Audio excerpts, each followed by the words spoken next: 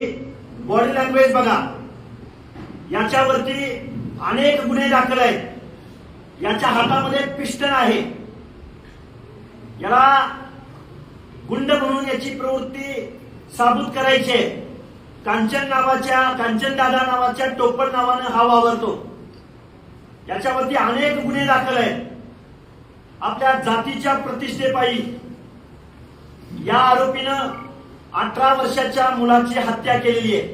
ITI मध्ये शिकणारा मुलगा, आणि सांगितलं जातंय प्रेम प्रकरणातून जातीच्या प्रतिष्ठेपायी एका धनगर समाजाच्या ITI मध्ये शिकणाऱ्या काबाड कष्ट करणाऱ्या त्याचे आई वडील इथं बसलेले आहेत। या आई वडील आणि भावालाही या माणसानं मारहाण केलेली आहे।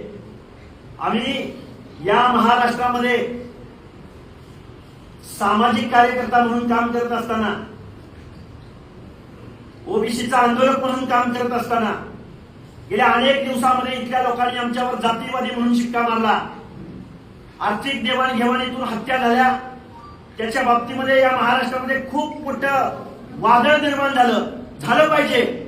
आरोपीला शिक्षा झाली पाहिजे, त्यामध्ये दुमत असायचं कारण नाही।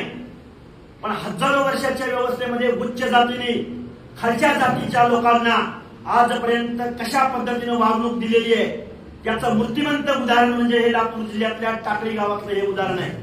आता माझा सवाल आहे या महाराष्ट्रामधल्या प्रमुख नेत्यांना की या माऊली सोटला न्याय मिळणार का?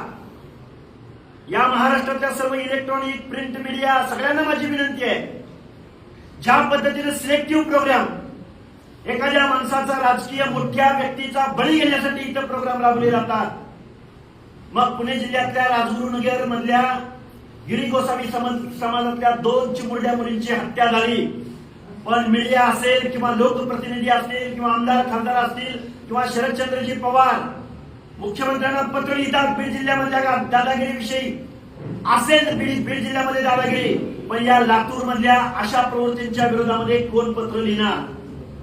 तुम्ही मला म्हणाल जातीयवादातून तुम्ही बोलताय का?